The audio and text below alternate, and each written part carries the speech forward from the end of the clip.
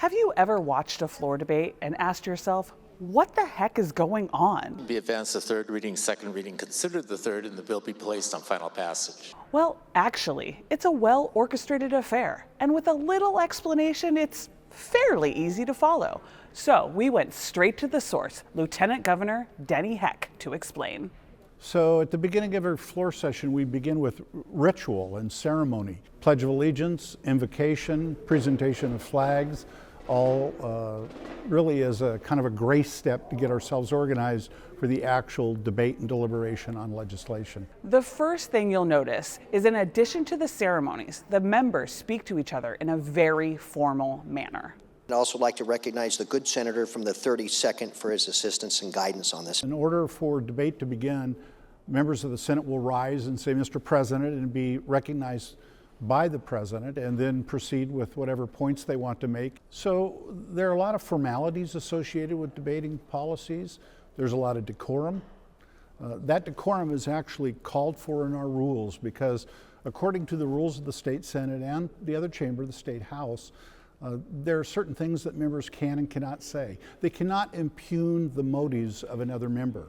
They can't have their words become personal in the debate.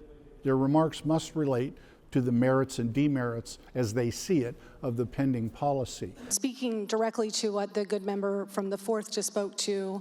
Probably the most important beyond the comportment ones, you can't call the other person or your opponent by names, is that your remarks actually have to be germane to that bill.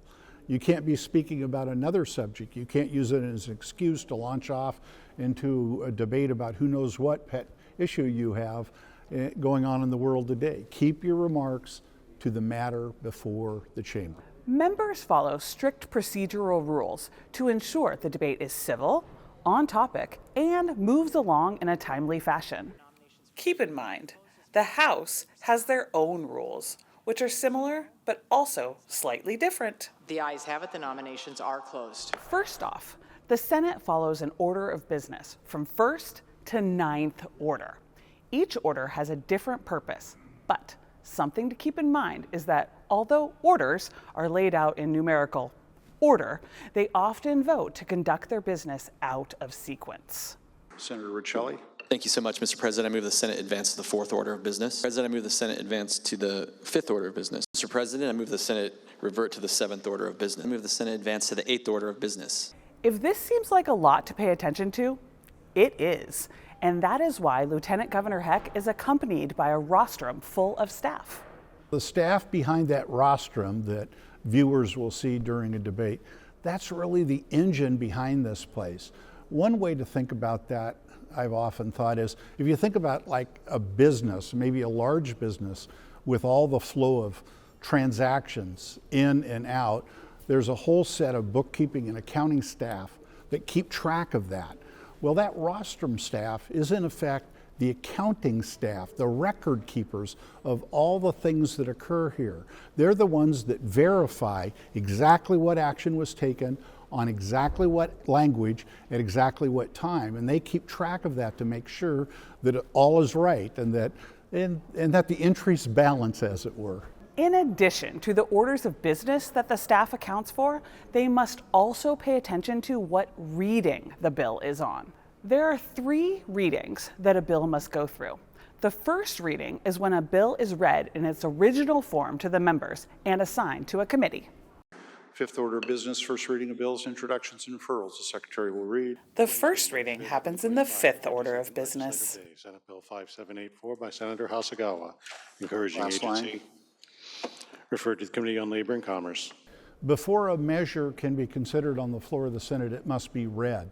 But of course, that would be literally physically impossible to read in their entirety the measures. So instead, the Secretary of the Senate is requested by the President to read the measure, but is interrupted by a last line. Last line. Growth areas and amending. Last line. Amending RCW. Last line. 8. Last line.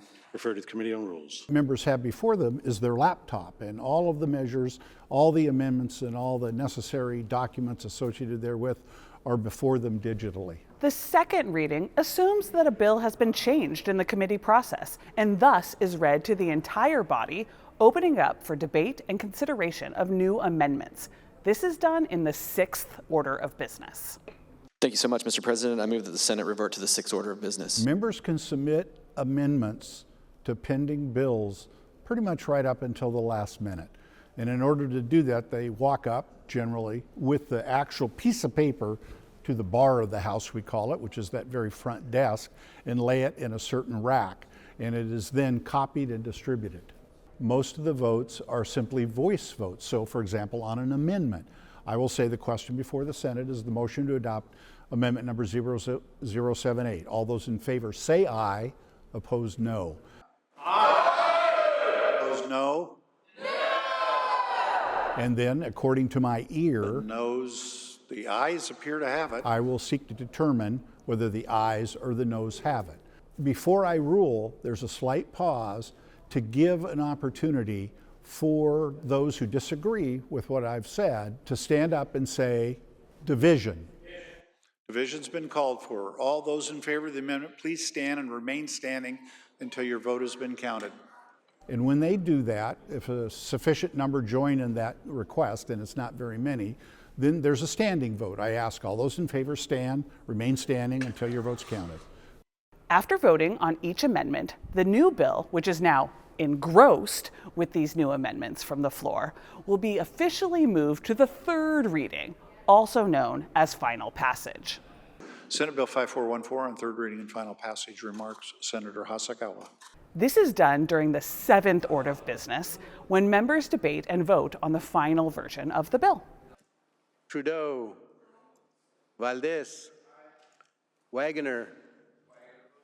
Mr. President, 29 aye, 20 nay. Having received a constitutional majority, engrossed substitute Senate Bill 5360 is declared passed. The title of the bill will be the title of the act. So a complex set of rules actually governs the way in which deliberations occur on the floor of the state Senate. These things are very important. Decorum is very important because if you lose it, well, basically you've lost everything. If you get away from, is this a good bill or a bad bill, and here's why I think so, and get into, it's a bad bill because you're a bad person, frankly, then all is lost. The truth of the matter is, in a legislative chamber like this one, where hundreds and hundreds of bills will go through in the course of a session, it's really important to stay focused on the issue, because who may be your opponent on this issue today could very well be your ally on another bill tomorrow. So you want to preserve that relationship by keeping your arguments to the content and not to the personalities.